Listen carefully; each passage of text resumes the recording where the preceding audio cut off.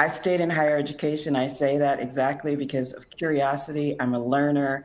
I get to learn from new generations, and I know that there are challenges across the generations as well. And think about when we're thinking about diversity, equity, and inclusion. I always say I hear the horrible things that people say about my generation or baby boomers, and then Gen X, and then Gen Z, and everybody's like, oh, those people, right? And so I think that there is such opportunity. We're all right, all in there. And so I think there's such opportunity to learn about each other by asking questions and leaning in. And something that Rachel said earlier, which links to what Antoine is talking about in terms of curiosity for me, is this idea of how we are creating and the architecture of what we're doing.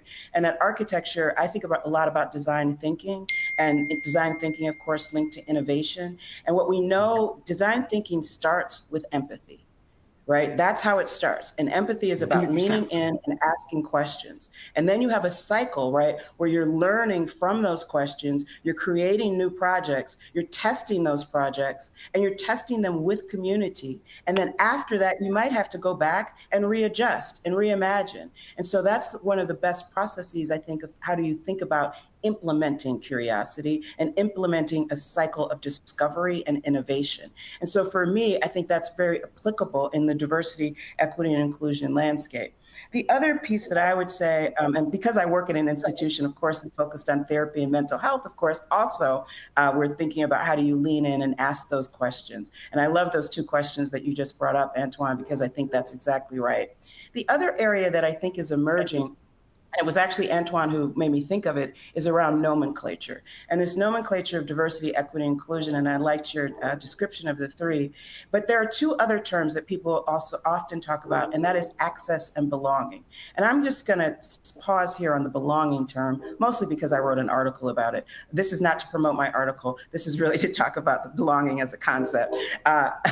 And so I think this has come up a lot in companies and organizations. So I think it's important to address it, and particularly as with emerging generations. Belonging is a social psychological term that I think is misunderstood. And one of the ways in which people often use belonging is as if we're all supposed to hold hands and sing Kumbaya.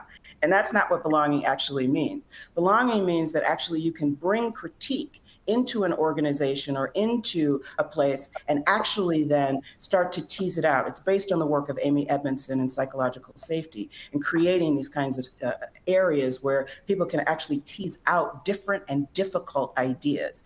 And I think that is a precursor to actually engaging curiosity, because you actually have to engage ideas that are different than your own to actually move forward. And I think that if we're going to actually use terms like belonging or other terms, then we need to dig into what they actually mean and the process of how we actually create those dynamic, right, ways in which we can learn from each other. And as I said earlier, engage processes like design thinking. So we actually have an architecture to utilize, because sometimes if we don't have the architecture, then we're just sort of having a conversation and everyone is coming up with different terms, et cetera, without a place for it to land.